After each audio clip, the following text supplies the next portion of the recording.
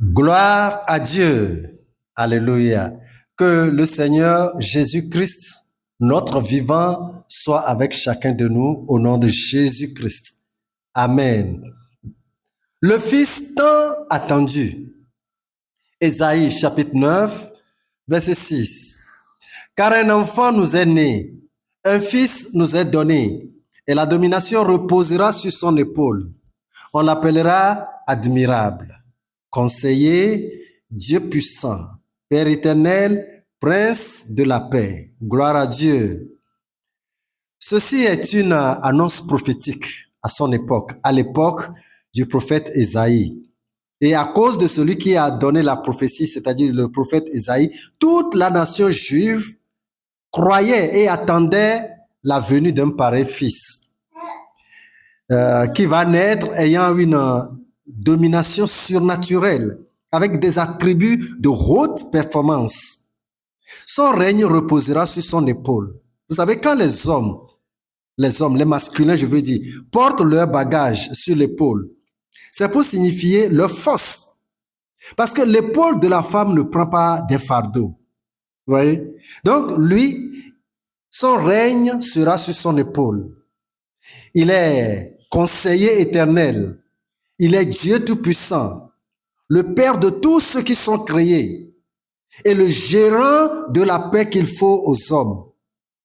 Il est le roi de tous les rois, le Seigneur de tous ceux qui sont par nomination Seigneur. En tout cas, il n'y a pas de mots ou de phrases pour parler de Jésus-Christ. Ça, c'est sa venue que le prophète Ésaïe avait annoncé.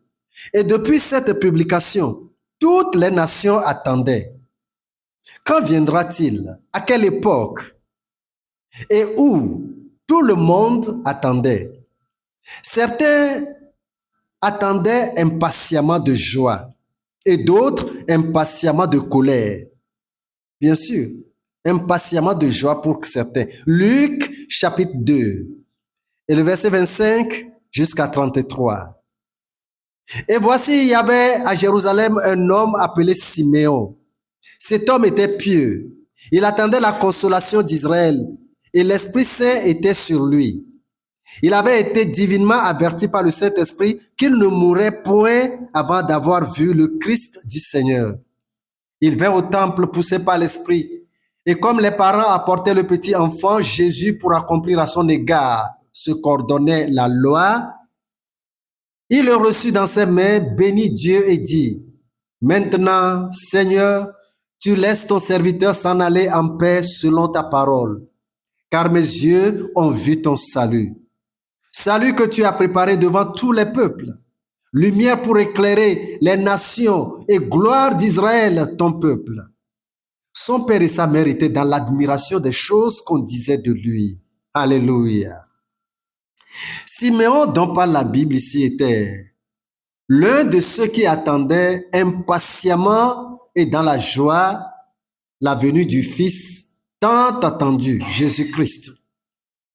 Il représente tous les hommes qui attendent effectivement, n'est-ce pas, impatiemment la venue du Fils tant entendu, que je dis qu'il est Jésus-Christ. Il n'est pas le seul. Versets 36 à 38 de toujours Luc chapitre 2.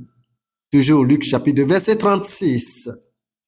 Il y avait une prophétesse Anne, fils de Panuel de la tribu d'Azer. Elle était fort avancée en âge et elle avait vécu 7 ans avec son mari depuis sa virginité. Restée veuve et âgée de 84 ans, elle ne quittait pas le temple et elle servait Dieu nuit et jour dans le jeûne et dans la prière.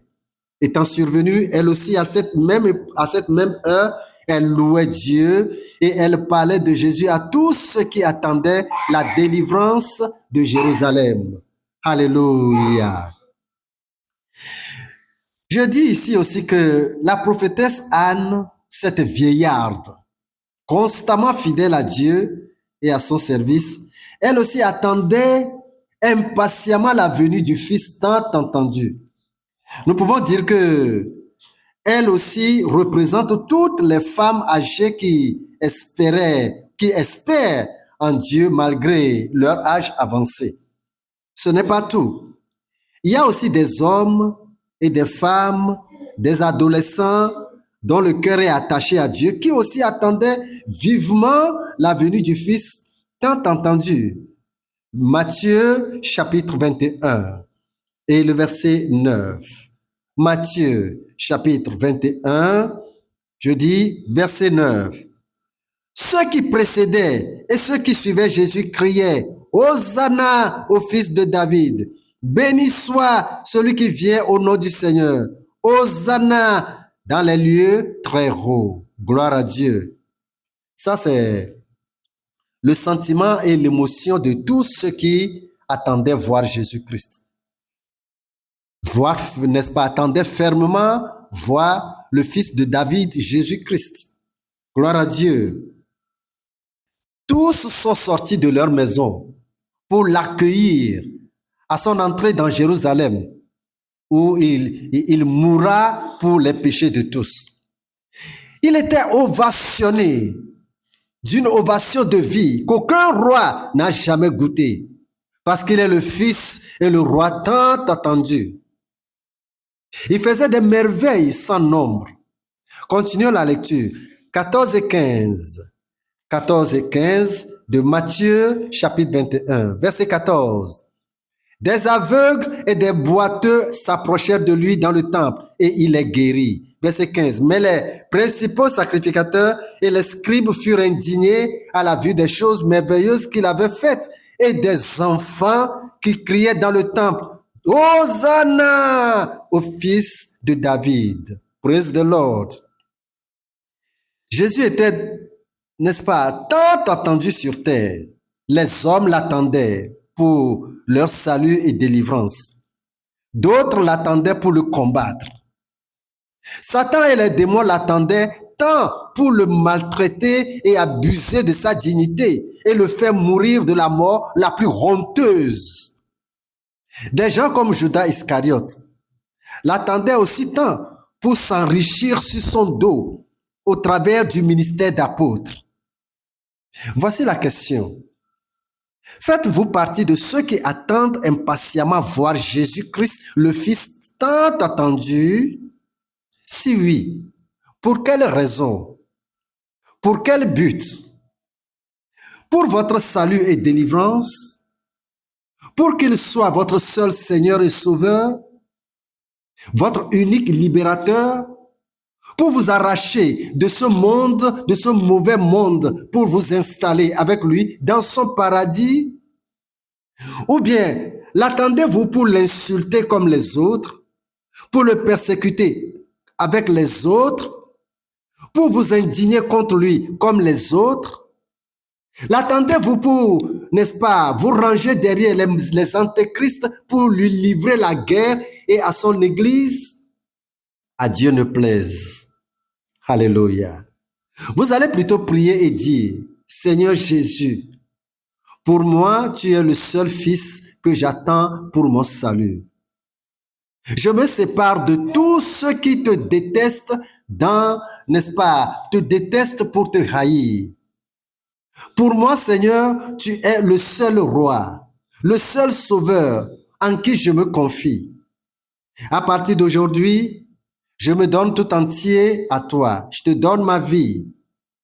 Accepte-moi comme un mauvais fils qui revient à la maison. Donne-moi, Seigneur, la force et la grâce de continuer par te considérer comme le Seigneur digne de mes honneurs. Je t'attends fermement dans tes révélations dans ma vie. Merci, Seigneur Jésus. Amen. Je vais aussi prier pour vous remettre entre ses mains. Alléluia.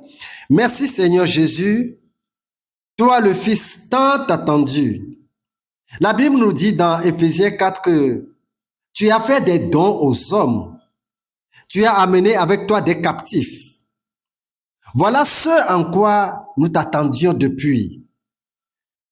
Nous n'étions pas désespérés dans le retard au niveau de l'année passée.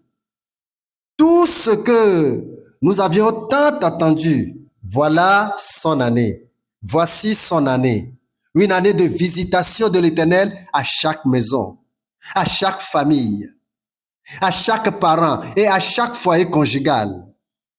Une année de distribution des dons de Dieu. Une année de travail fructueux.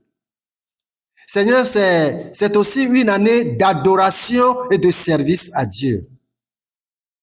Je prie, Seigneur, que les choses merveilleuses que les principaux sacrificateurs voyaient et dont, n'est-ce pas, et dont ils ne pouvaient pas jouir parce que cela ne leur sont pas destinés.